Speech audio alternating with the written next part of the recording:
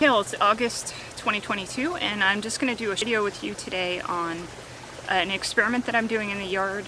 Disclaimer, I have no idea if this new method is going to be fruitful, but nothing ventured, nothing gained. Another YouTube channel turned me on to Gary Matsuoko, owner of Laguna Hills, and I've been listening to some of his videos, and he makes a lot of sense in what he says about soil. I really encourage you to check out his channel. Kind of blew my mind. We're all encouraged to put compost and organic material, work that into our planting hole, and he advises against that. Says that material should stay on top. So what I'm actually going to be showing you today is a very high density mango planting.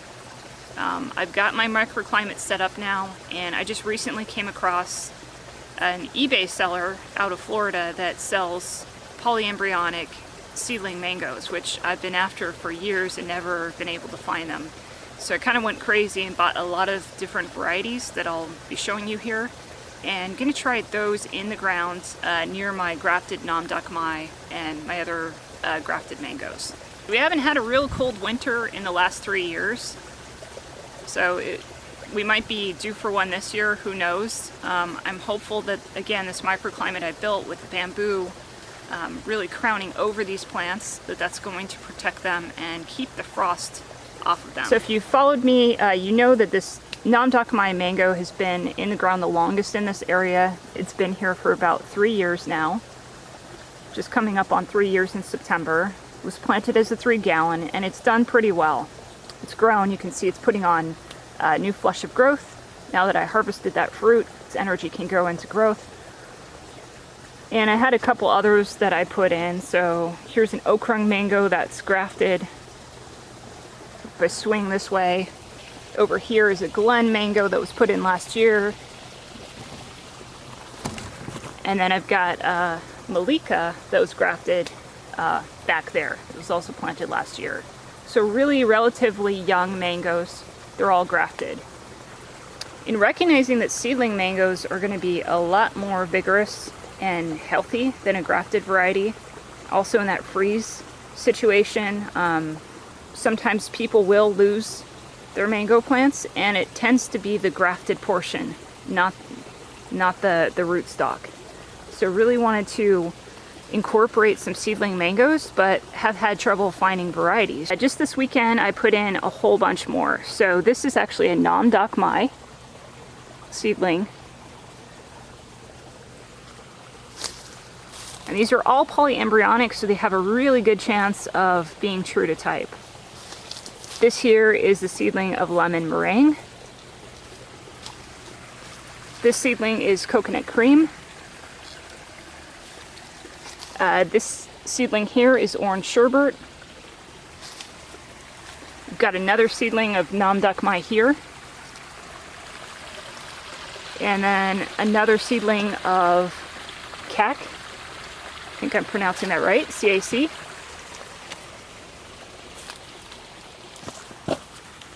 And I've got one more over here, and this is Manila. As you can see, these mangoes are planted really close together. Some of them as close as a foot, others 2 feet apart. So the reason I'm doing that is because I think planting dense makes sense in our climate. Our soil is not what these mangoes really like. They're somewhat forgiving, but they're not going to grow to their full potential like they would in Florida, where they have that sandy loam that they really love to grow in. They're not going to be able to lay down really deep roots. I've come to the realization now that roots, especially of tropicals, don't want to go down deep here because there's no oxygen down there. They tend to stay, at the surface, just that first foot to 2, where they can get that oxygen exchange. So that also has impacted my watering recently, where I'm actually watering these every day, and I've seen a really positive response with these mangoes getting water every day. It seemed like they were just stunted before when I was giving them infrequent water. But irrigation is definitely a topic for another day. I don't want to get into that. So beyond planting them really close, I want to point out some other things that I did a little different. in this. I planted these in straight clay soil. Okay, so I planted them in straight clay soil because most of your bagged soil that you get has forest products in it. Basically, they've grounded up bark. And while that might not affect your plant, the first year, as that material starts breaking down and decomposing, it's going to rob oxygen from the plant, and it's also going to generate heat and potentially damage the roots. All right, let's talk about what I did do to the soil.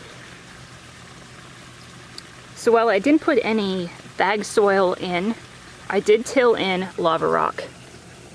So you can see this is about the size that was put in. Some of it's smaller. Here's an example of smaller pieces. Basically put in 200 pounds of this lava rock, tilled it in. This rock is fairly lightweight. It's porous. Organisms can actually attach to this rock and then release, into the surrounding clay soil. But mainly this was to help with the oxygen exchange. So that's the main issue with clay soil. It's just so thick it can choke out the roots. Lava rock is also acidifying, which is beneficial for these mangoes. So lava rock is not your only option if you want to add something that's inorganic to the soil, that's not going to break down and increase oxygen exchange. Actually, pumice, ideally, was what I wanted to get my hands on and till into my soil. The problem is no one sells pumice stone in bulk in our area. If you're in Tucson, you're in luck. There's a place called Acme Sand and Gravel where you can get bulk pumice. And if you work that into, your soil, your clay soil, I think you'll have really great results because it's very light and it has the same beneficial properties as lava rock. And unlike mulch fines and perlite, that's never going to break down. The other thing that you'll probably notice is you'll see this whitish material that's sitting on the soil. That is not sand. I did not actually add any sand. I know that some people will suggest that with mangoes. If you go the route of sand, just know that you're going to have to put a lot down. Your clay to sand ratio should be like 1-to-1. So that is a lot of sand. I didn't want to bring in that much. And also, it just wasn't practical because those roots are going to expand outward and hit clay, and that could be a problem. So I didn't go the route of sand. This is actually gypsum. This is pulverized gypsum. It's in a powder form. It's like $5 for a 40-pound bag, again, at your big box stores.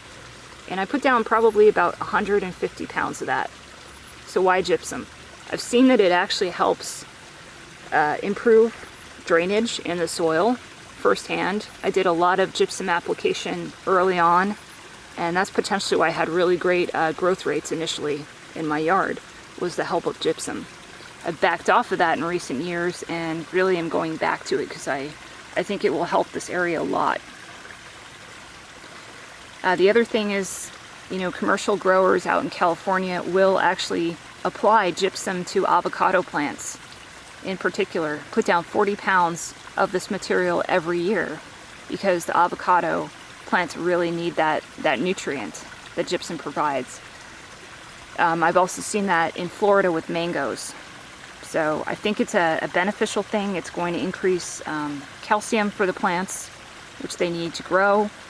It also helps push salts out, which we have a lot of in our clay soils, and increases the sulfur in the soil. Before I lay down my wood chips, I'm going to take this opportunity to put down some elemental sulfur.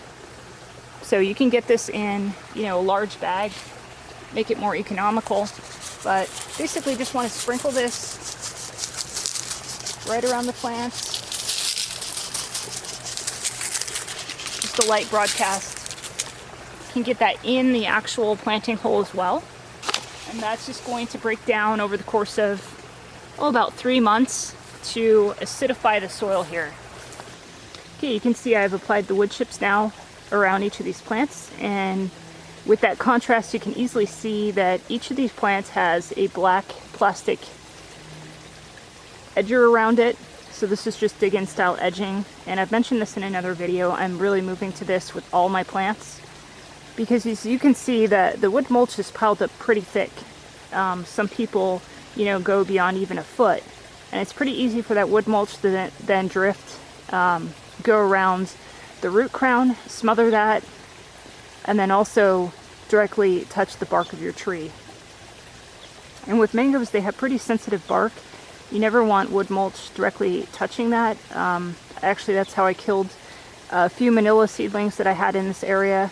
I had the mulch piled too high around it, and it basically just completely burnt away the bark, and the little seedling died as a result.